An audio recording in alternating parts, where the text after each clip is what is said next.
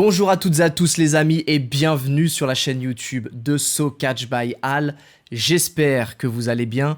Très heureux de vous retrouver aujourd'hui pour une nouvelle interview avec PCO, le monstre.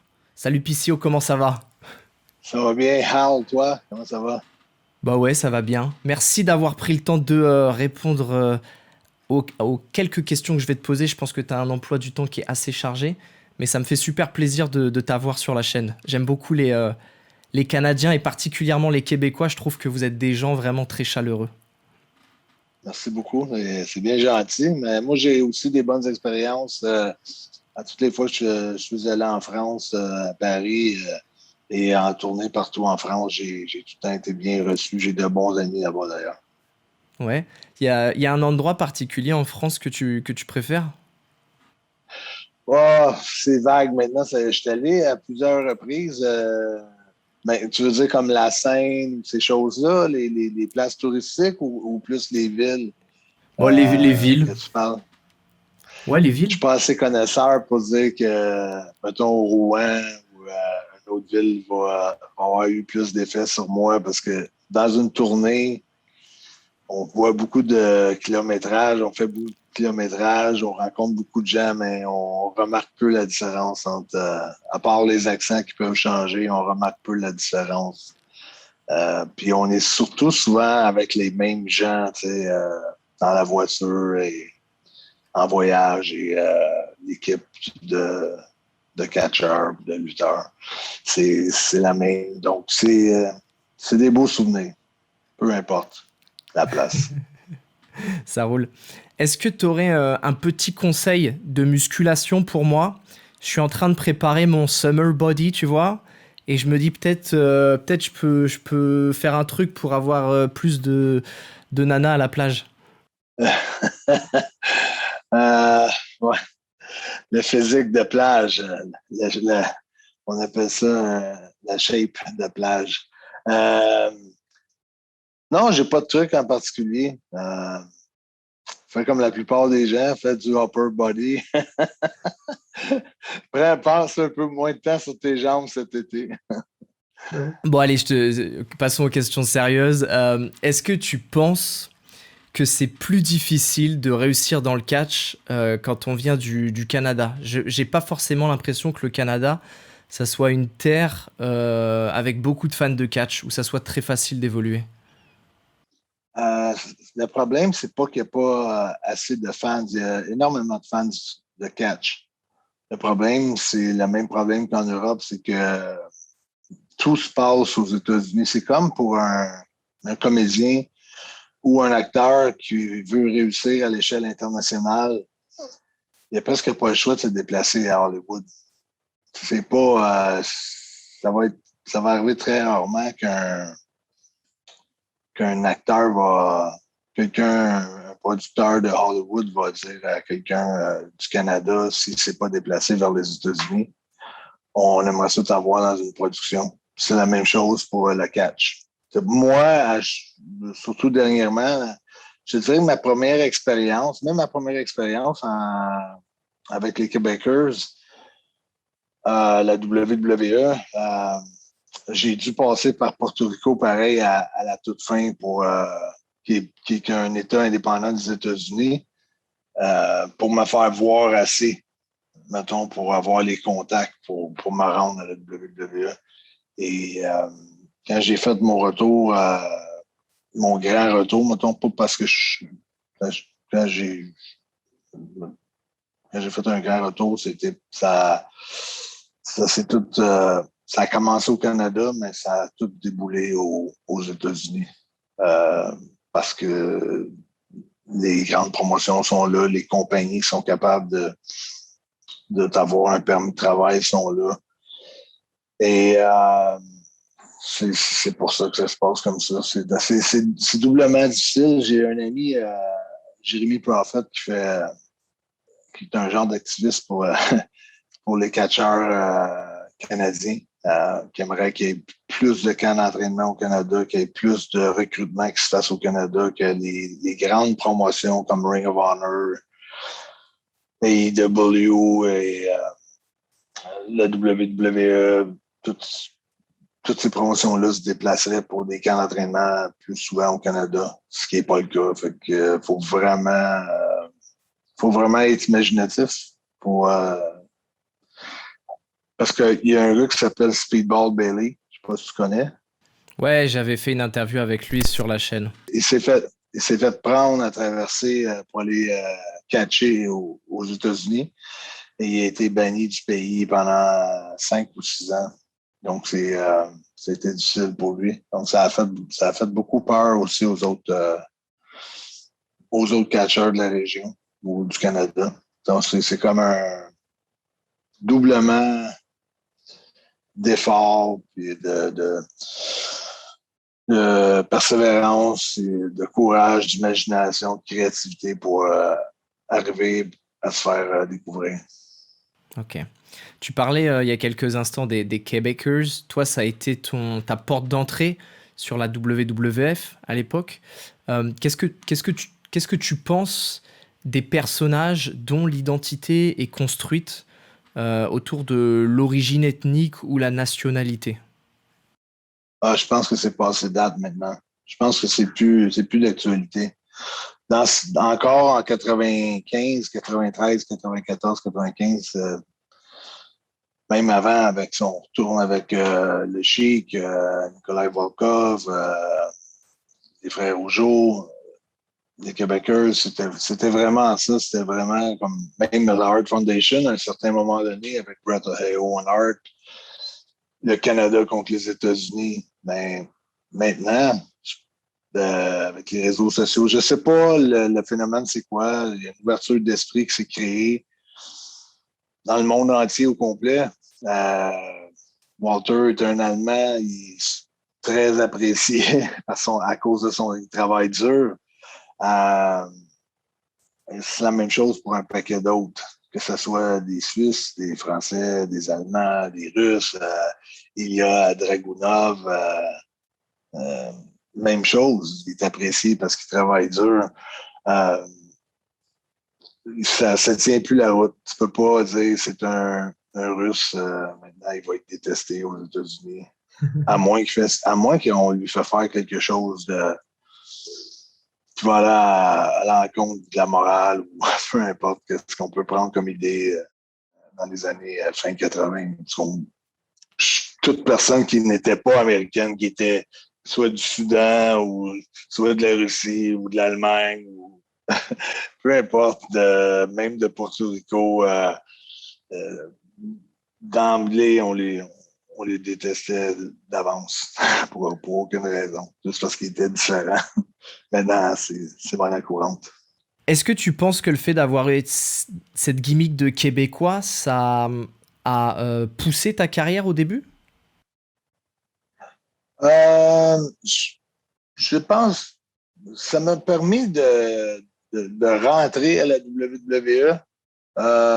Je pense pas le fait d'être québécois, ça n'a pas vraiment changé parce que quand j'ai eu l'opportunité d'aller faire un essai avec la WWE puis qu'on m'a engagé après, j'avais eu aussi la même offre de la WCW et j'avais aussi reçu un offre de Jerry Jarrett pour la USWA à Memphis, au Tennessee. Je pense que d'une façon ou d'une autre, ça aurait fini par arriver, peut-être pas par le même chemin, mais j'aurais arrivé à mes fins pareil, d'une façon ou d'une autre. C'est juste que ça a peut-être été un petit peu plus vite en rencontrant Jacques Rougeau à Porto Rico.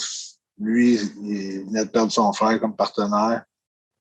Euh, Puis c'est un gars qui aimait beaucoup en équipe, de catcher en équipe. Donc, je pense que le temps était bon, le timing était bon pour ça. Un autre grand moment de ta carrière, c'est en 1995. Tu affrontes Diesel dans un match pour le titre de champion de WWF. Et on raconte qu'à l'époque, t'as pas forcément voulu faire le job. Et du coup, le match s'est terminé en double décompte à l'extérieur. Peu de temps après ça, tu quittes la WWF. Qu'est-ce qui t'a poussé à prendre ces décisions? Mais tu sais, il y avait eu le fait que j'ai pas voulu faire ça. Il y a eu plusieurs raisons qui m'avaient motivé à cette décision-là. Une des décisions, c'est que en 94, j'étais supposé avoir un match de championnat du monde contre Bob Backlund au Stade olympique à Montréal. Et ça avait été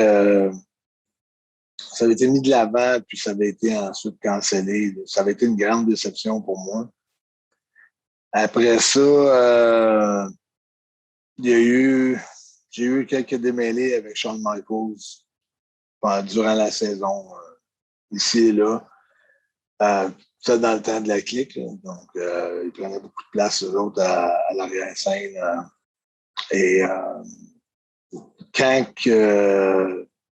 Diesel est venu m'annoncer qu'on avait un match de championnat, et elle l'a fait d'une façon très arrogante. Très, très, très arrogante. Il m'a dit à Montréal, c'est moi et toi pour le titre. Puis, grosse botte, big boot, jackknife. Puis,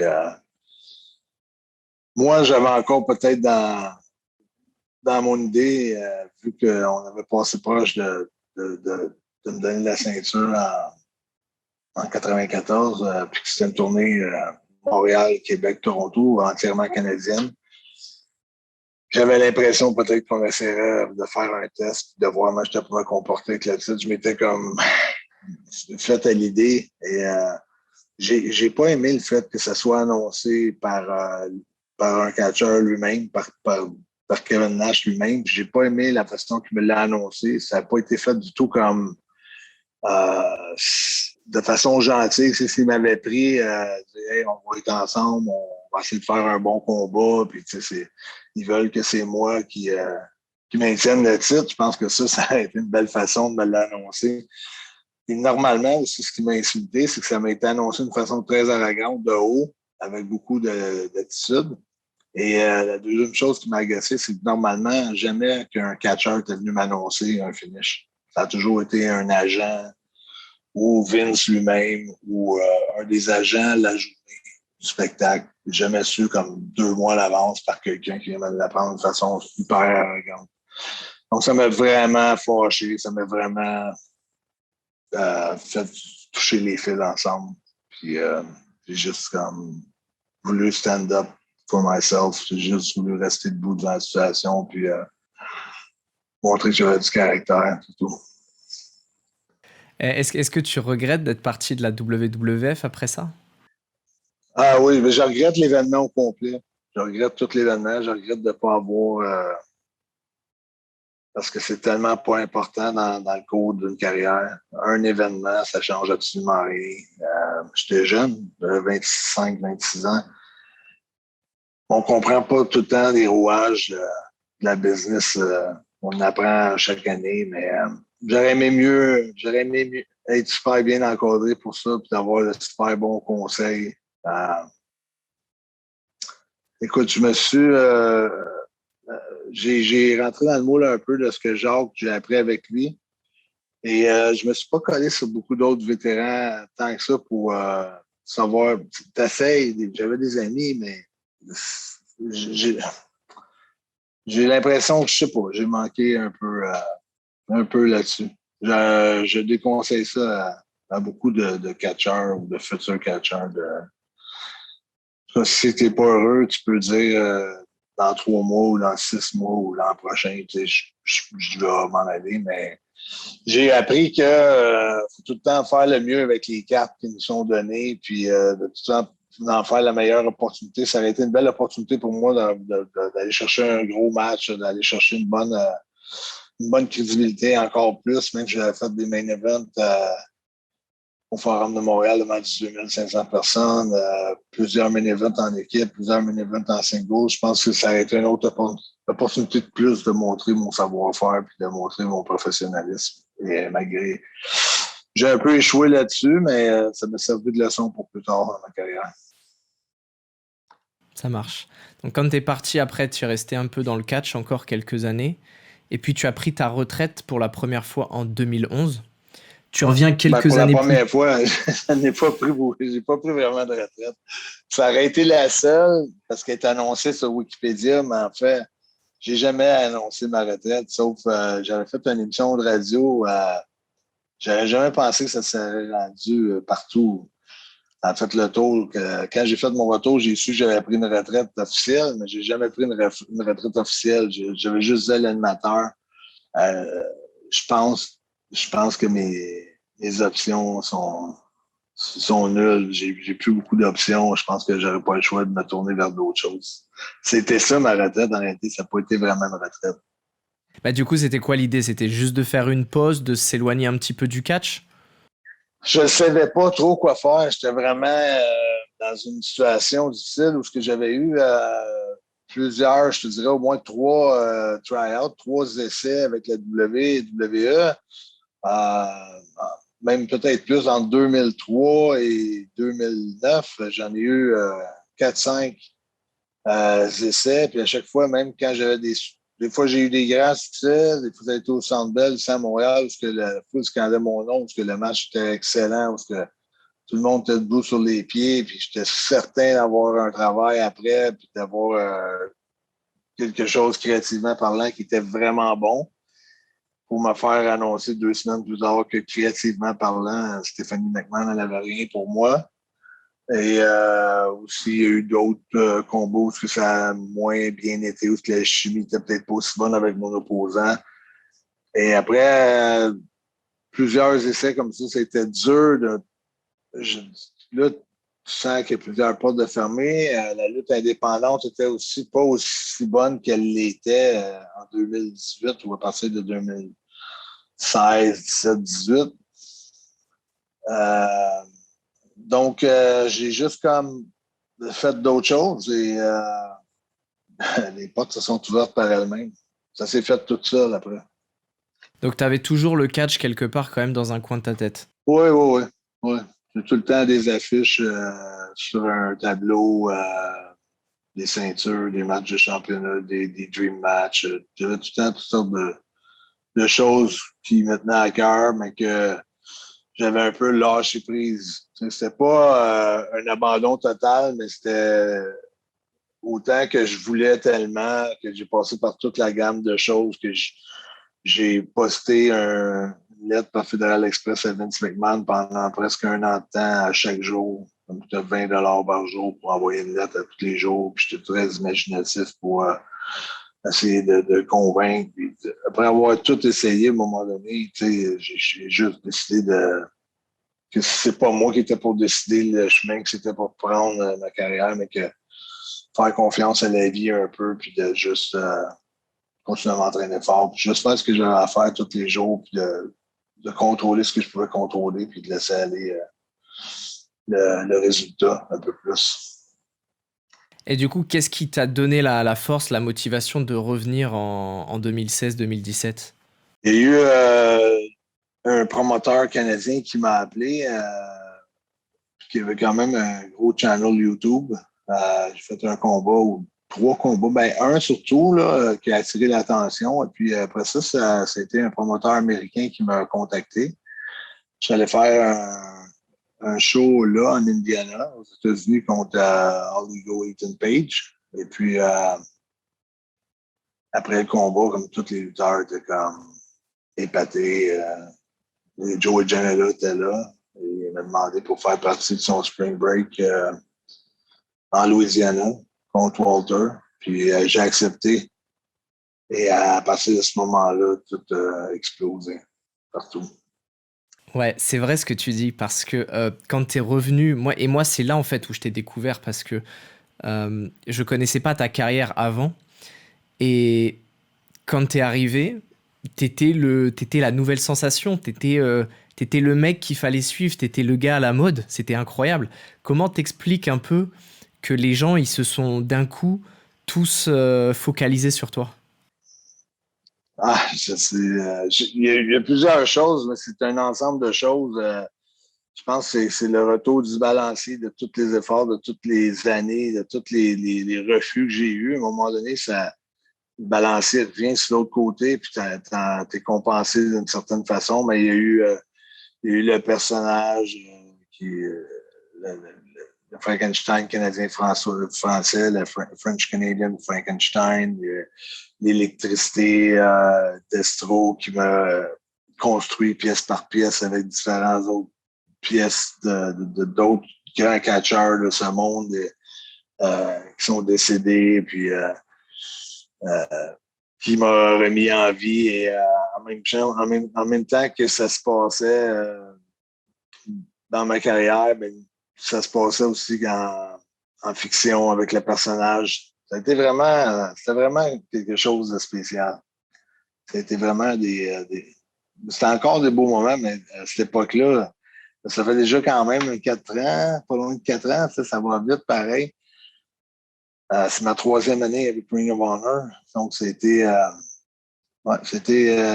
beaucoup de voyages d'avion à ce temps-là, quasiment 4 fois par semaine, partout à travers les États-Unis, en grande demande. Ouais. Quelles ont été les sources d'inspiration pour créer ce monstre PCO, justement? De quoi tu t'es inspiré? Ben, moi, j'ai été inspiré d'aucune façon. Toute ma carrière, je cherchais vraiment le personnage idéal pour moi. Puis, Destro, qui est comme mon gérant, manager, c'est un maniaque de monstres et c'est un maniaque de tours de force. C'est un peu ses 2 passions les plus grandes. Puis, lui, ce qui l'intéressait, c'était le catch, mais en même temps, c'était de joindre tout ça ensemble. Et pour moi, c'était la meilleure combinaison de choses qui pouvaient pas arriver. C'était le personnage que j'aurais aimé peut-être trouver avant, mais comme je le dis souvent, beaucoup de personnes me demandent comment on fait pour trouver le personnage idéal pour soi-même. Puis je leur dis toujours que c'est pas toi qui trouves le personnage, mais c'est le personnage qui te trouve. Et ça doit être quelque chose qui est une extension de ta personnalité. Donc, ce personnage-là, il est très près de ma vie réelle. C'est pour ça que ça marche super bien. Et est-ce que tu as witnessé, est-ce que tu as été témoin de changements importants dans le catch entre donc avant ta pause et après ta pause? Ouais, ben j'en ai parlé un peu plus précédemment. Je trouve qu'aujourd'hui, c'est difficile d'avoir des good guys puis des bad guys, là, des vilains et des gentils. Je ne sais pas les termes qu'on utilisait au catch. C'est des termes différents en France, mais tu comprends ce que je veux dire? Je pense que aujourd'hui, il y a un petit peu il y a quand même beaucoup de psychologie qui a été quand même gardée par les catcheurs d'aujourd'hui, mais je pense que on est loin de quand on recule dans les années. Mais il y en a beaucoup, mais ça va beaucoup plus vite. C'est beaucoup plus des combos de mouvements, de 3 à 5 mouvements, des fois qui peuvent être combinés un à la suite de l'autre.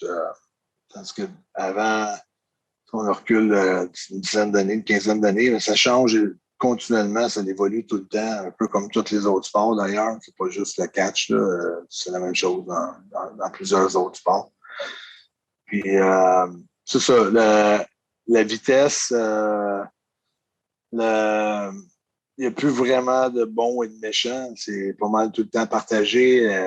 S'il y a vraiment un bon, c'est parce que la foule, c'est un des gars les plus populaires, c'est tout. Ça ne veut pas dire que l'autre n'est pas aimé non plus, mais peut-être juste moins populaire. Mais c'est moins une différence entre un qui est vraiment hué à tout rond, puis un autre qui est vraiment le héros à 100%. C'est pour ça que c'est de plus en plus difficile de créer des bonnes rivalités, je trouve. C'est pas juste le catch qui fait ça, cette évolution-là, c'est l'évolution de la vie en général, c'est des réseaux sociaux. Le gars est supposé être un super méchant, mais tu le vois avec sa famille sur une photo ou tu le vois sur les autographes pour des enfants ou peu importe, que ça l'enlève tout de suite à la méchanceté ou à ce qu'on pouvait penser de lui dans l'arène. On voit son côté réel. ça, ça l'enlève beaucoup, ça rend la tâche beaucoup plus difficile avec l'accès. Comme il n'y avait pas de podcast non plus, il n'y avait rien de ça. Donc, les gens savaient moins ce qui se passait à l'arrière-scène, ils savaient moins euh, comment que la business fonctionnait. C'est la même chose. Comme aujourd'hui, les gens croient de moins en moins aux nouvelles traditionnelles de télévision. Et même avant, juste dans les débuts que moi je commençais, là, juste la génération en arrière, il y avait des champions mondiaux dans chaque État ou dans chaque province, ou dans chaque pays d'Europe. Les gens croyaient qu'il y avait vraiment juste un champion du monde. Maintenant, ils savent que c'est le champion du monde pour telle fédération, mais il y a un moment où, à Montréal, on était certain que Dino Bravo était le vrai champion du monde. On pensait pas qu'il y en avait. Il y a eu l'événement aussi du câble qui a fait que oui, là, je pouvais voir qu'il y en avait un à Calgary, puis qu'il y en avait un. Parce qu'il y avait des émissions aussi qu'on faisait un reportage sur tout ce qui se passait dans le domaine de la lutte professionnelle. Mais avant ça, plus que tu rétrécis ta moyen de percevoir le monde, plus que tu es dans l'ignorance, plus que c'est facile pour les catcheurs. C'est facile. Et qu'est-ce que tu préfères du coup? Est-ce que tu préfères maintenant ou avant? Euh, je pense que la nostalgie pour tout le monde va toujours être évidente. Tout le monde va rester nostalgique un peu, mais c'est comme si tu ne veux pas dire préféré avant ou préféré aujourd'hui, mais c'est sûr qu'il y avait quelque chose de spécial quand que, il n'y a rien qui est fait pareil. Faut juste aller de l'avant, on n'a pas le choix. On ne peut pas vraiment faire de choix. C'était meilleur avant. C'était meilleur pour ce temps-là, puis aujourd'hui, c'est meilleur pour le temps qu'on est. Mais tu ne peux pas dire. C'est comme comparer un lutteur de cette époque-là avec un lutteur de l'époque d'aujourd'hui qui catch aujourd'hui, un catcheur de cette époque-là. Tu ne peux pas les faire catcher un contre l'autre puis mettre les spectateurs d'aujourd'hui et les spectateurs d'il y a 50 ans ensemble.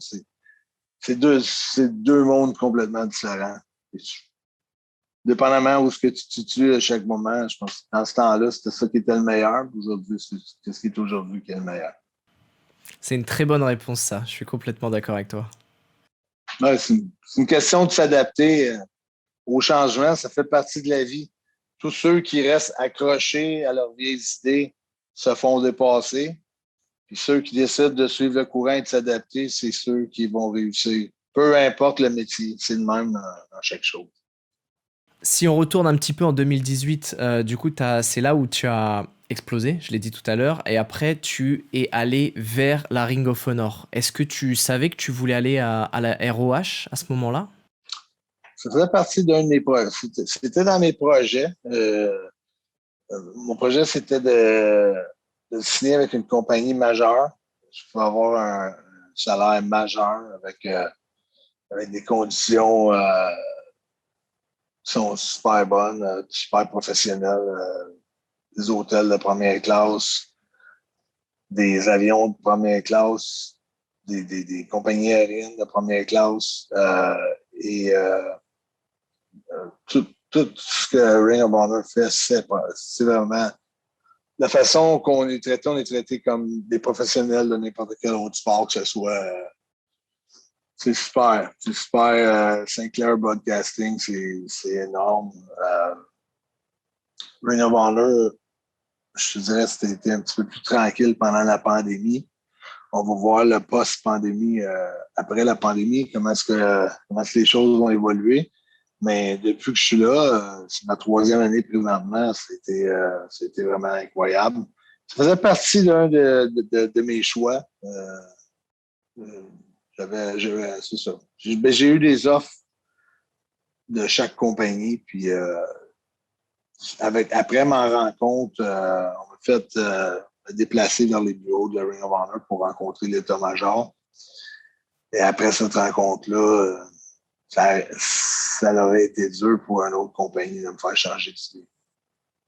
Tu as eu plusieurs titres à la ROH et t'as fait un petit bout de chemin. Les fans, ils ont vu ce dont tu étais capable dans le ring.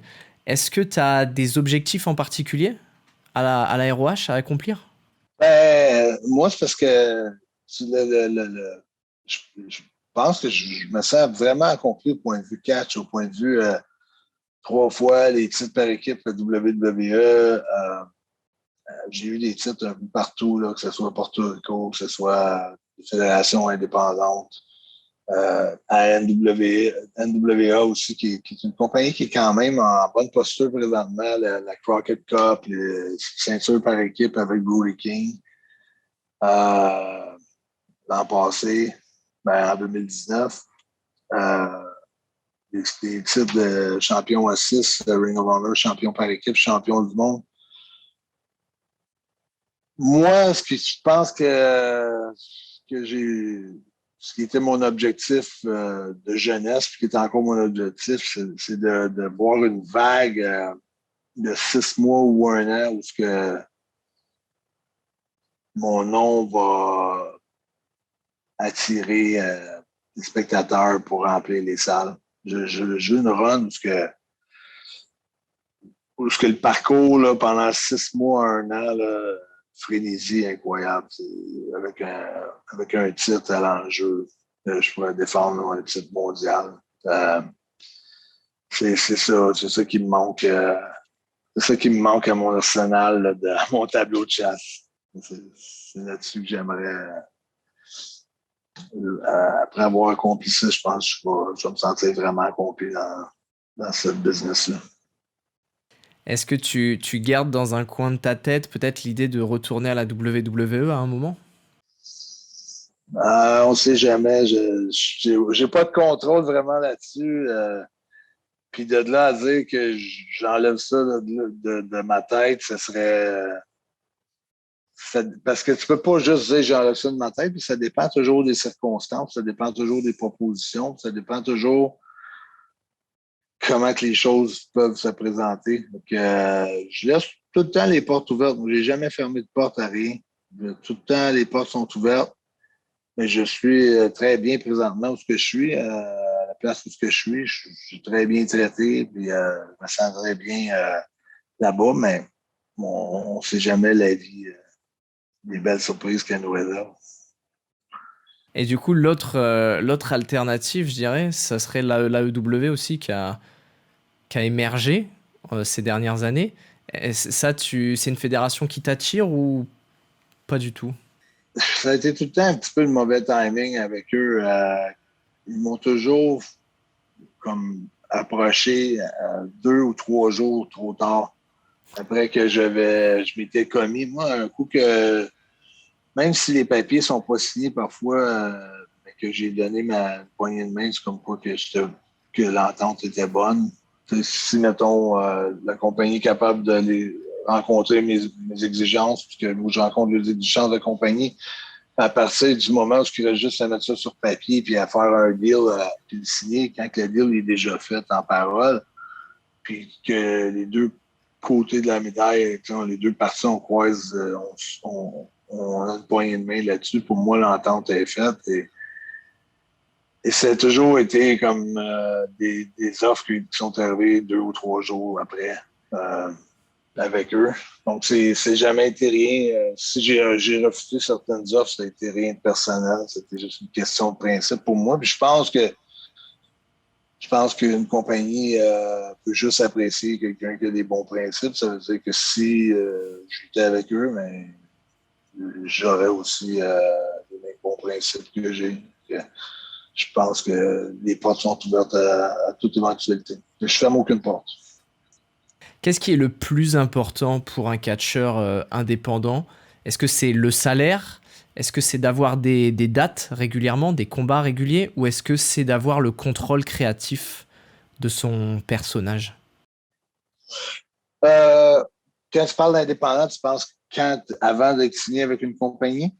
Ouais, c'est ça. Le contrôle créatif n'est pas vraiment important dans le sens de victoire ou défaite. Ce que tu veux, c'est avoir Parce que les territoires indépendants, normalement, si, exemple, moi, en 2018, je me promenais partout, mais OK, ils ont leurs favoris en Caroline, ils ont leurs favoris en Floride, ils ont leurs favoris en Hollywood, en Californie ou à Seattle ou à Portland, ou peu importe l'État. Donc, mais tu sais que tu vas toujours être en finale, en main event. Tu vas toujours être sur l'affiche principale, puis tu vas toujours être le nom que le monde veut voir. Peu importe si c'est une victoire ou une défaite, c'est que ça te donne. L'important, c'est d'avoir une vitrine, une grosse visibilité. Ça, c'est la première chose qui est très importante. Le salaire, en autant que tu es capable de, de rencontrer tes exigences et d'économiser un petit peu, mais c'est pas la chose primordiale. Tu sais que quand tu fais de l'indépendant, c'est pour aller éventuellement dans un step plus haut. Donc, moi, j'y vais avec, oui, un salaire que tu sens que tu te fais respecter. C'est important. Donc, à la hauteur de tu es capable de savoir ce que tu peux attirer comme les gens qui vont venir te voir, c'est quoi qui se passe dans l'indie, c'est quoi qui est logique. Puis ça n'a rien d'aller avec des choses qui sont vraiment démesurées, là, parce que tu sais que ces gens-là ne font pas tant d'argent que ça. Tu sais, c'est à la base, le monde qui font de l'indépendant, les promoteurs, c'est des mordus de catch. Donc, il faut qu'eux en fassent, faut qu'ils continuent d'en faire de l'argent. Et faut que le catcheur se fasse respecter aussi. La vitrine est très, très importante. Moi, il y a des fois, je prenais moins d'argent pour avoir une meilleure vitrine. Euh, et le côté créatif, ben là, c'est tes réseaux sociaux à toi, puis tu peux pas mal faire ce que tu veux avec ton personnage. Donc, tu as 100% contrôle de la créativité de ton personnage. Ça, c'est magnifique, tu sais. Puis avec la Ring of Honor, on m'a jamais enlevé aucune créativité sur mon personnage. Mais c'est ça. C'est ça qui est. Non, c'est de toute beauté. C'est une belle chose. Si les salaires sont à point que tu peux vivre avec ça, je pense que c'est le but. C'est d'en arriver pour une personne qui veut commencer dans le catch ou qui est déjà dans le catch. Je pense qu'il faut les choses principales qu'il faut se mettre dans la tête. C'est premièrement, il faut essayer de vivre de notre passion. Fait qu'il faut faire l'argent suffisamment pour vivre de ça. Avoir une vitrine qui est excellente, choisir les meilleures vitrines et, euh, et essayer de cumuler le plus de bookings possible.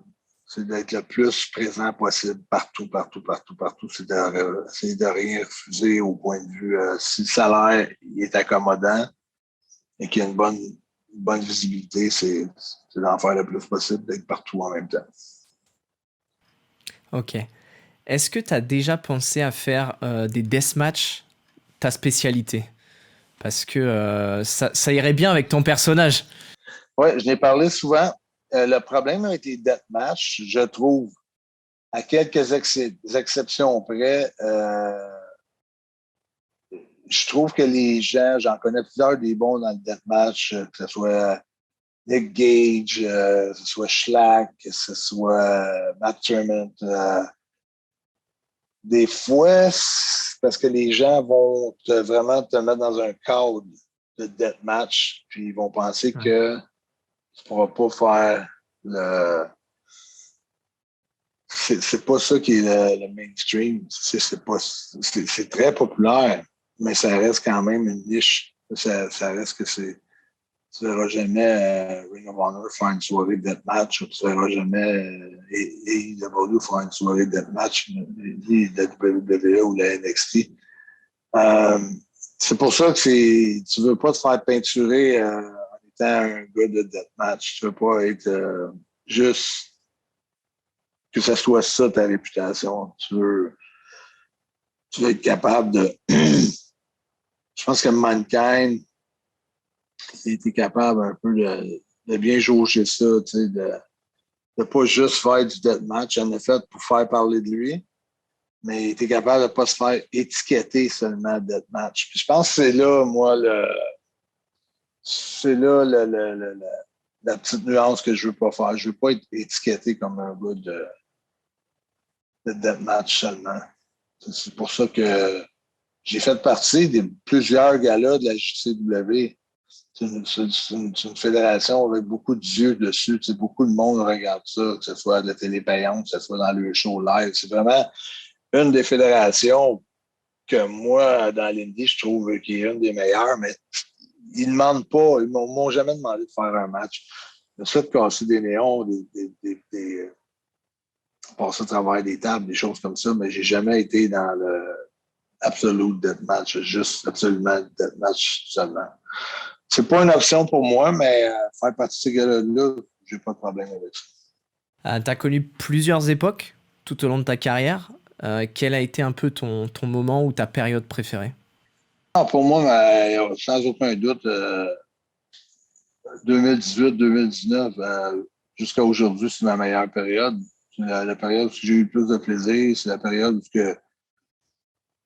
j'ai l'impression que c'est là que j'ai un parcours quand même très, très honorable. Quand je parle d'honneur, je parle même en dehors de la scène. Je parle en tant qu'homme d'affaires, en tant que personne responsable, en tant que professionnel. À tout point de vue, c'est pour ça que c'est ma meilleure. C'est mon meilleur temps. Mon temps avec la Ring of Honor, puis même mon année 2018, avec chacun des promoteurs indépendants que j'ai fait affaire, que j'ai rencontrés, c'était vraiment incroyable. T'es traité comme super bien. C'était absolument fantastique. Et j'ai des bons souvenirs de la WWF aussi. C'est sûr que c'était le fun pour moi de passer des fois des tournées pendant 35-40 jours de temps et de faire ce que j'aimais. J'ai vraiment aimé ça. C'était quand même plus simplifié parce que, tu sais, un coup que, exemple, que je vais lutter souvent contre les Steiners ou souvent contre les Head Shrinkers, peu importe l'équipe, puis qu'après ça, on se fait juste tourner le même combat de ville en ville. C'est pas stressant. Ça se passe super bien, c'est super le fun parce que la chimie s'installe, tu sais exactement ce que tu as à faire, où ce que tu t'en vas, quoi que tu dois poler, quoi que tu peux améliorer. Tu peux changer un petit move de temps en temps, un petit mouvement de temps en temps, rajouter, enlever, mettre ça meilleur. C'est les fans qui en profitaient le plus. Tu sais. Puis quand on arrivait soit sur un télé à la carte pay-per-view ou un gros WrestleMania ou peu importe, mais tout le monde était pas mal prêt parce qu'on avait comme rodé euh, le match avant. Par exemple, moi, Bret Hart, qui est une de mes rivalités préférées que j'ai eues, plusieurs de mes matchs préférés en carrière, mais Bret, je l'affrontais tous les jours là, pendant 6 mois de temps. Donc, chimie était rendu incroyable en nous deux. Ouais, tu Ça, pouvais c'est les que. avantages qu'on avait. Ouais, Non, mais c'est parce que si je faisais un Raw contre Bret, je faisais un In Your House contre Bret, je faisais un autre grand match, mais après ça, je faisais une tournée en Allemagne contre Bret, je faisais une tournée en Angleterre, c'était Bret, je faisais la tournée des États-Unis, c'était Bret. Donc, on n'avait même plus besoin vraiment de se parler. On pouvait s'en aller à l'arène directement, puis savoir exactement ce qu'on avait à faire.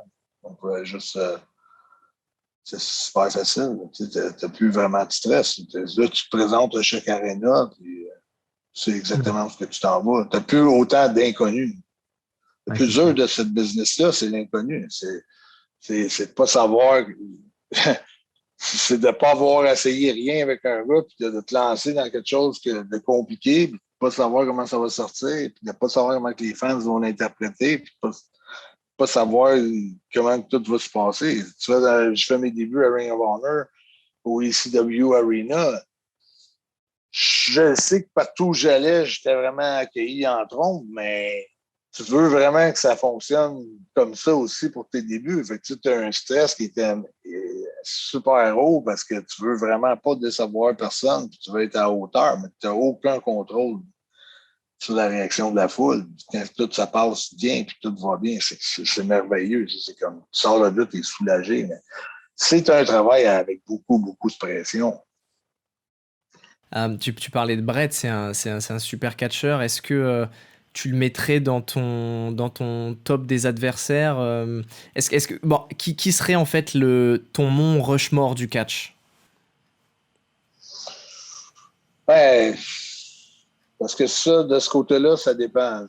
Moi, contre qui que les personnes que j'aimais, c'est sûr que ça n'a pas rapport avec ma jeunesse. Si je remonte avec ma jeunesse, avec ceux que j'ai grandi, c'est pas le même Mont Rushmore qu'avec ceux que moi, j'ai eu des grands combats avec. C'est sûr que moi, Bret Hart est là, Shawn Michaels, même si personnellement, on ne s'est pas aimé pendant longtemps, ça a changé beaucoup à partir des années 2006-2007. Après, Shawn a changé beaucoup avec moi. Ou moi, j'ai changé beaucoup avec Shawn, ou les deux, on a changé beaucoup.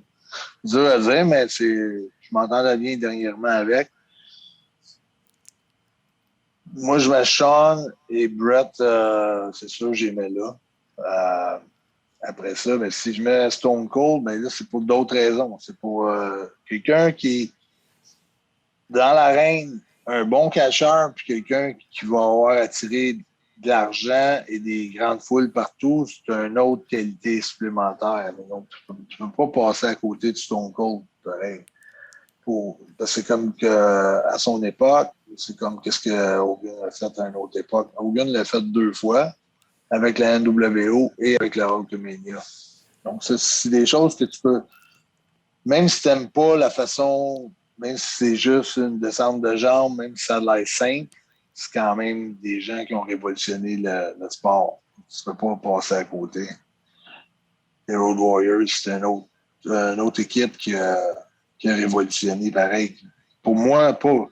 Ils ont révolutionné juste par le spectacle et leur entrée. Pour d'autres raisons, ça n'avait rien à voir avec ce qu'ils faisaient entre les câbles, parce que c'était pas mal ordinaire, leur travail. C'était très, très... Moi, j'ai catché souvent contre eux. C'était très, très ordinaire. Il n'y avait rien de spécial. Il n'y avait rien de... Tout se passait à l'entrée. Tout se passait à l'entrée, puis tout se passait avec le finish. Le 1, 2, 3, avec le Doomsday, peu importe. Mais ça a quand même été du monde qui ont fait déplacer tellement des grandes foules. On n'a pas le choix de les mettre là-dedans. Est-ce que tu as déjà réfléchi à ce que tu voudrais faire après le catch? Il y a plusieurs options là, que j'ai en tête, mais je suis pas parce que je suis pas arrêté je suis pas rendu à mon après encore. Fait que je me concentre pas mal à donner les meilleures performances que je peux, m'entraîner fort, puis à me réaliser dans ce que je veux réaliser, premièrement, en tant que catcheur. Puis après, mais il y a plusieurs possibilités là, que j'ai en tête, mais j'ai rien que je suis arrêté dessus pour le moment.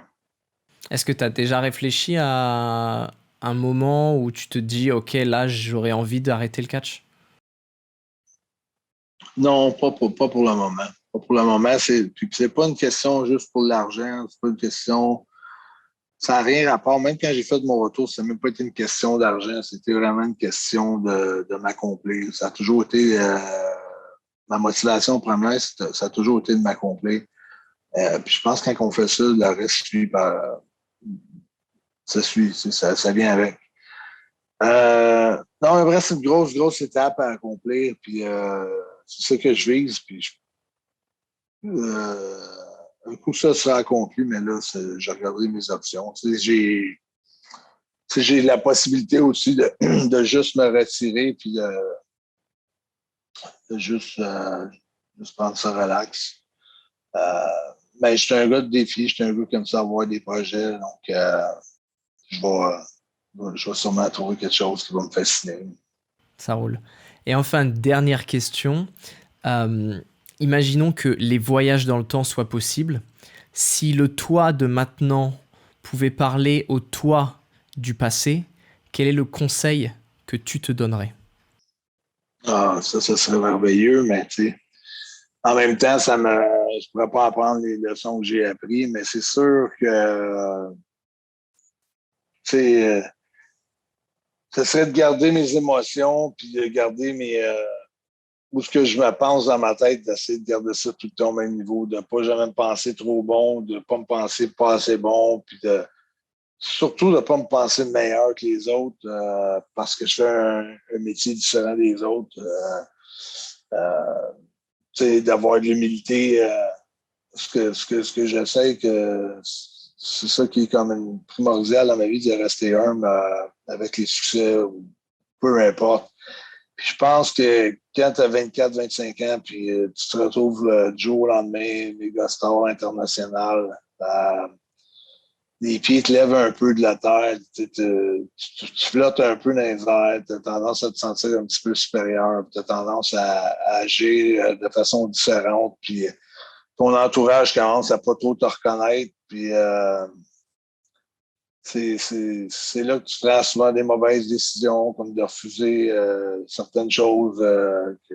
Je pense que où ce que je me réconcilie avec un peu mon passé, c'est que oui, Brett a refusé aussi de perdre contre Sean à Montréal, pour le gros screw job qu'il y a eu à Montréal. Sean a refusé de perdre contre du monde lui aussi. C'est des choses qui me faisaient rapprocher, mais John l'avait déjà fait, ou Brett l'a déjà fait, ou Ultimate Warrior l'a déjà fait, Hogan l'a déjà fait. Tout le monde a déjà refusé. Piper a refusé plein de fois. Je pense qu'il n'a jamais voulu perdre contre Hogan. Puis, tu sais, s'il est devenu populaire, c'est parce qu'il y a du monde qui ont perdu pour lui. Là, sinon, il ne serait jamais devenu Rowdy Piper. Mais tout ça pour dire que je pense que si je pouvais me parler, je me dirais, si tu n'es pas content, fallait savoir, puis fais au moins le soir que tu es supposé de faire, au moins à la limite, ou fais une couple de mois de plus. Puis après, dis que tu n'es pas content, puis pas de temps chez vous. Mais menace pas de t'en aller chez vous un soir d'un spectacle, dire non, ça ne marche pas comme ça, je refuse ça, je ne suis pas d'accord avec ça. Puis de les tenir en otage avec une décision de même, après avoir mis autant d'argent et autant de publicité sur moi. C'est ça. Je reviens à la décision de Kevin Nash, autrement dit que j'aurais dû. Ça, c'était vraiment, comme je considère, une erreur. Puis qui m'a fait vivre beaucoup, beaucoup, beaucoup de choses qui ont découlé de ça après ça. Après, j'étais obligé de changer de fédération, j'étais obligé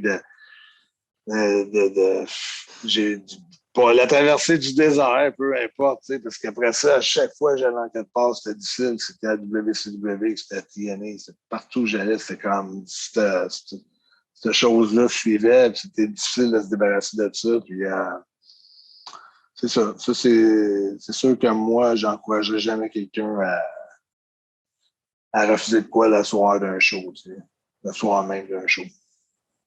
À la limite, tu négocies avant ou négocies après, mais pas tenir personne en otage le soir d'un show. Ok, ça marche. C'est arrivé à Steve Austin avec Brock Lesnar, mais tu sais, Steve Austin, c'est lui qui faisait vendre tous les billets. C'est lui qui est. Mais tu sais, il a avoué lui-même aujourd'hui que c'était une erreur pareille. Même si c'était pas le bon choix selon lui, il avoue que ça a fait du tort un peu à sa carrière. C'est parce que souvent, on pense que ça va avoir un effet. Là, la défaite va avoir un effet négatif sur notre carrière, mais on se rend compte que il y a beaucoup de monde aujourd'hui, à part ceux qui ont été chercher dans les notes, là, mais le commun des mortels, pas qui a écouté des podcasts, des balados, mais sinon, ils ne sont pas au courant, puis c'est pas quoi qui va l'affecter. Ouais, c'est ça. Fait que c'est ça que je dirais à mon. C'est ça que j'irais me dire si je pouvais voyager dans le temps. Ça marche. Bah, merci beaucoup, PCO, pour cette interview. Tu m'as appris énormément de choses. T'es pas forcément un catcheur que j'ai regardé au début de ta carrière, parce que bah, je suis jeune, évidemment. Mais je te suis depuis 2018. Et c'est vraiment très, très cool pour moi d'avoir pu te parler aujourd'hui. Donc, merci beaucoup. Merci d'avoir partagé toute ton expérience avec nous. Et je te souhaite vraiment le meilleur pour la suite. Et je te souhaite de continuer à t'accomplir, parce que je sais que c'est important pour toi. Ouais, ben, merci beaucoup, et je te souhaite beaucoup de succès avec la suite dans tes entreprises futures et présentes. Merci beaucoup. Ça a été un plaisir. Moi, c'est toujours un plaisir. Je fais ça, je mets tout mon cœur dans tout ce que je fais, je me donne à 100%. Et ça m'a fait un grand plaisir. Merci. Moi, j'espère qu'on pourra te revoir en France alors. Ouais, sûrement. J'espère. Merci beaucoup. Merci à vous les amis d'avoir regardé cette vidéo. On se retrouve très bientôt sur la chaîne YouTube de So Catch by Al. D'ici là, restez à l'affût, restez affûtés. Des bisous pour tout le monde. Et puis on n'oublie pas, comme d'habitude, on se donne rendez-vous sur la chaîne AB1 pour Raw tous les mercredis à 20h50 et SmackDown tous les samedis à 20h50 en compagnie de Christophe Ejus et Philippe Chéroux.